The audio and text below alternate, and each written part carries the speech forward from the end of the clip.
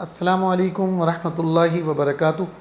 आज हम बात कर रहे हैं अपनी उस टीम के बारे में जो हमारी कंपनी के लिए तरक्की का सबब बनती है और हमारी कंपनी को तरक्की की मेराज पर पहुंचा देती है। कोई भी आज अगर बहुत अच्छी गाड़ी में घूम रहा है, किसी अच्छी जगह पर रिहाइश पजीर है या बैरून मुल्क किसी अच्छी जगह पर वो टूर पे जा रहा है, फैमिली समेत जा रहा है, बहुत अच्छी जगह पे वो शॉपिंग कर रहा है, जहाज़ में घूम रहा है और बहुत अच्छे लाइफस्टाइल के साथ ज़िंदगी गुजार रहा है, तो उसकी मेन वजह उसकी ज़हनीत, उसकी सरमायाकारी, उसकी तबीयत नहीं है, बल्कि उसकी मेन स्ट्रीम पावर उसकी कंपनी में बैठी हुई उसकी टीम है।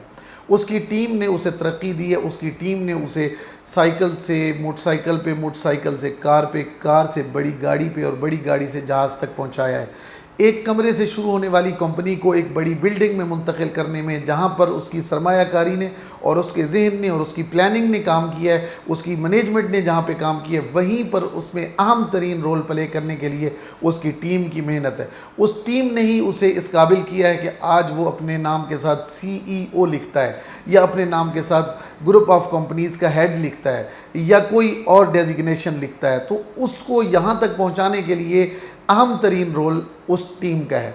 लेकिन अफसोस की बात यह है कि इस टीम को हमेशा इग्नोर किया जाता है, इस टीम की ज़रूरत को समझा ही नहीं जाता, इस टीम के क्या मसाइल हैं उन्हें कभी डिस्कस ही नहीं किया जाता, इस टीम के लिए कभी कोई मीटिंग नहीं होती, इस टीम से पूछने के लिए कभी कोई मसला नहीं होता, इस टीम से कोई राय नहीं ली जाती। जब भी बात होगी सेल कैसे बढ़ेगी, जब भी मीटिंग होगी रेवेन्यू कम क्यों आ रहा है, जब भी बात होगी कस्टमर क्यों भाग गया, जब भी मीटिंग होगी कस्टमर नाराज़ होकर क्यों चला गया, कभी ये मीटिंग कंपनी नहीं करती है कि तमाम एम्प्लॉयज़ बैठें। हम सोचते हैं कि बेटा बताएं आपके क्या मसाइल हैं, बेटा आप लेट आते हैं कोई वजह है, आज आपको डिस्कस करते हैं हम।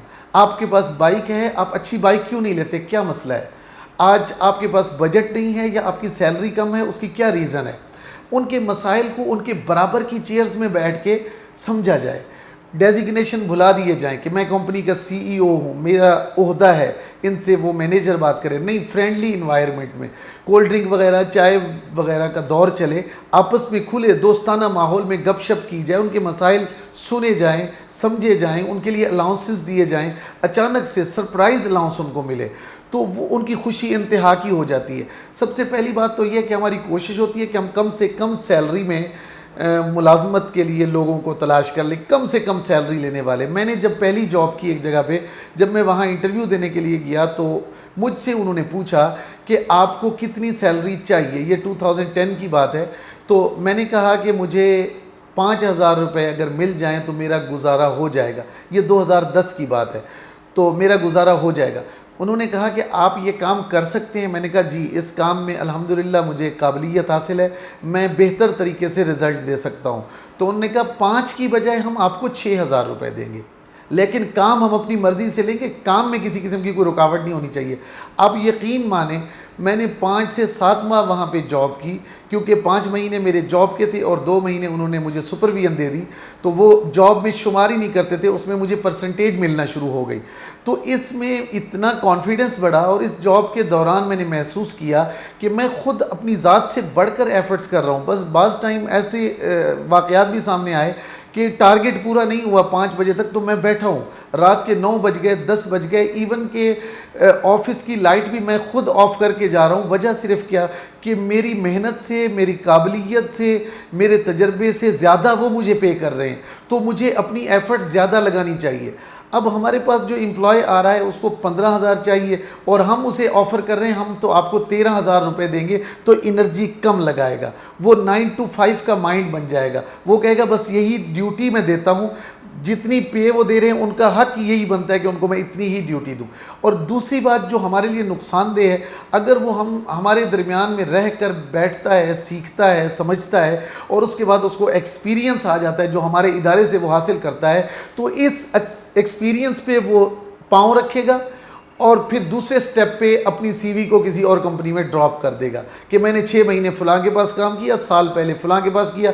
2,000 इजाफी देकर वो कंपनी वाला आपके तैयार शुदा एम्प्लॉय को अपने पास बुला लेगा और आप हाथ मलते रह जाएंगे और देखते रह जाएंगे कि आपका तैयार शुदा बंदा किस तरह जॉब ठुकरा के चला गया है, क्योंकि आपकी टर्म एंड कंडीशन में था कि अगर 1 महीना पहले वो इजाज़त मांगेगा तो आप उसको दे देंगे। प्राइवेट जॉब है, आप उसको बांध के तो रख नहीं सकते, तो वो आराम से चला जाएगा। तो इससे बेहतर है कि अपने तैयार शुदा वर्कर्स को, टीम को संभाला जाए, उनको सैलरीज अच्छी दी जाएं, उनकी तनख्वाह कम ना हो। ये उनका मसला होता है जो उनको आएँ बाएँ शाएँ देखने पर मजबूर करता है और इग्नोर होने की वजह से वो जॉब छोड़ देते हैं। दूसरे नंबर पर हम उनको इतना काम दे देते हैं, लेट्स सपोज एक बंदे की 37, 38 तक स्पीड है कंप्यूटर पे, और हम उसे दे दें कि बेटा आपने ये 200 पेज आज के आज मुकम्मल करके जाना है। काम का बर्डन है, शाम को जाके सोचेगा कि इतना काम तो मुझसे हो नहीं सकता, और साहब की एक्सपेक्टेशन है कि मैं इतना काम कर लूँ, वो मुझसे होगा नहीं। धीरे धीरे डिमोटिवेट होते होते अचानक से रिज़ाइन आपके सामने रखेगा या टर्म पूरी करके इजाज़त मांग लेगा। इसलिए उनको काम भी उनकी सलाहियतों के हिसाब से और वक्त के हिसाब से देना है। ड्यूरेशन ऑफ ड्यूटी जो हम आम तौर पर ऑफिस में तय करते हैं कि 9 to 5 PM काम होना है, और 9 to 5 PM में जो हम काम ले रहे होते हैं उनसे, इस दौरान उन्हें इन्वायरमेंट कैसा दे रहे हैं। हर वक्त डंडा सर पे है कि काम जल्दी मुकम्मल करो। अभी वो नीचे ब्रेक के टाइम पे गए हैं, या चाय पी रहे हैं, या सिगरेट पी रहे हैं, या किसी और जगह पे दोस्तों में या टीम मेंबरान के साथ आपस में वो गपशप कर रहे हैं, तो हम सर पे मुसल्लत हैं भी जल्दी ब्रेक का टाइम ख़त्म होने वाला है, जल्दी पहुंचो। अभी ब्रेक ख़त्म नहीं हुआ, लेकिन हम मुसलसल उनको प्रेशराइज़ कर रहे हैं। तो ये चीज़ उनके ज़हनी तनाव का सबब बनती है, जो आपके प्रोजेक्ट पे असरअंदाज होती है।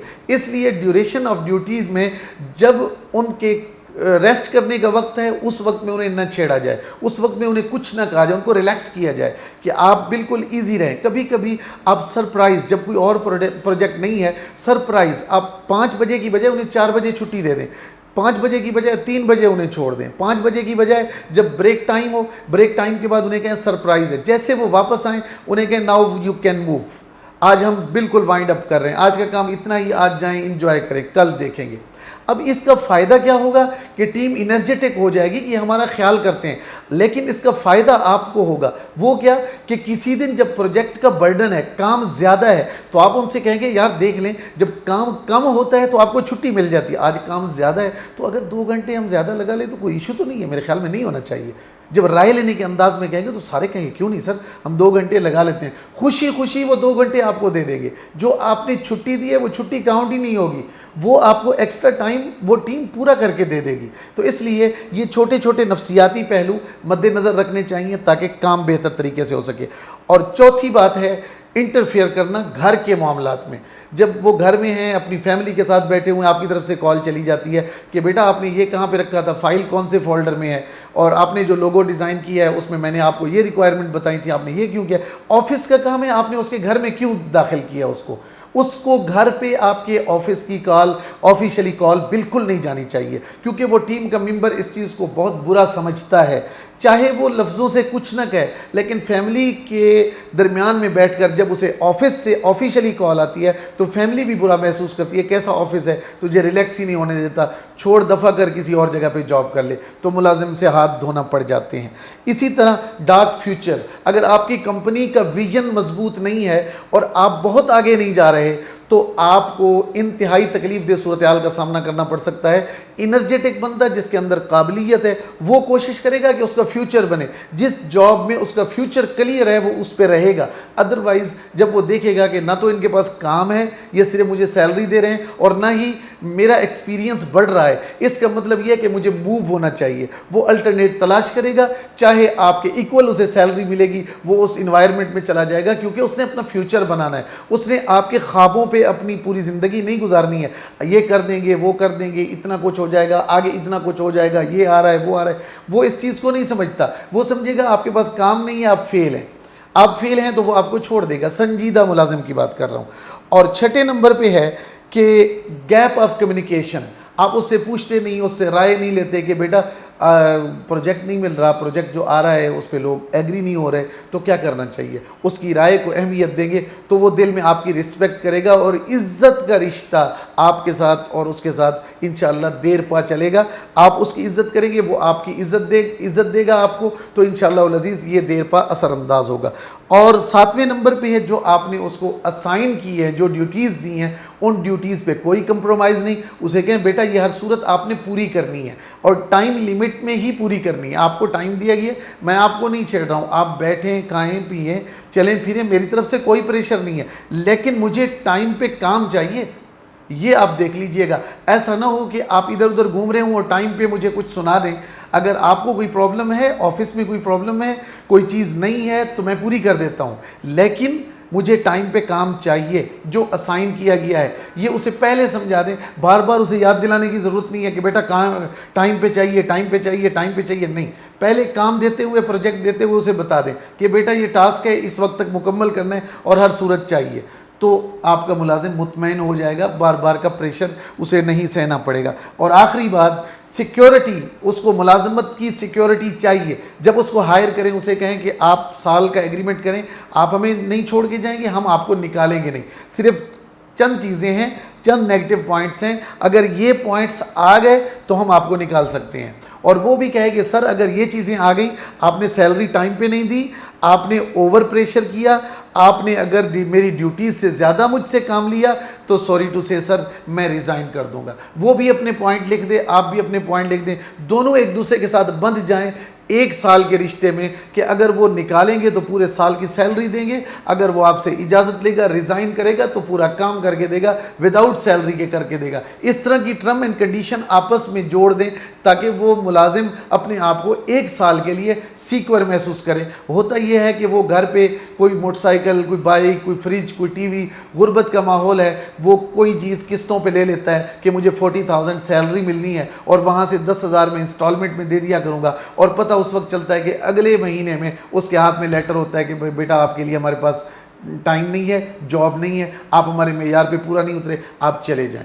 तो ये सिक्योरिटी की रीज़न्स की वजह से भी वो जॉब छोड़ देते हैं, जिसकी वजह से वो अदम तहफ़्फ़ुज़ का शिकार होकर इधर उधर देखते हैं, तो साल का एग्रीमेंट उनको आपके साथ बांध के रखता है। तो ये मुलाजिमीन के मसाइल समझने हैं और इनको हल भी करना है, और इनको हम कंपनीज़ के जो भी डायरेक्टरान हैं हमने हल करना है। जो भी जिस डेजिग्नेशन पे बैठा हुआ है इन चीज़ों को समझे और अपने तरीके से इसको हल करे। ये मैंने अपने पॉइंट ऑफ व्यू से, अपने तजर्बे के हवाले से बात की है, आप अपने हिसाब से इसको देख सकते हैं। आज के लिए बस इतना ही। अपना ख्याल रखिएगा, दुआ में याद रखिएगा। इंशाअल्लाह नेक्स्ट एपिसोड में किसी और डिफरेंट टॉपिक के साथ मिलते हैं, और तब तक के लिए इजाज़त दीजिए। अल्लाह निगहबान।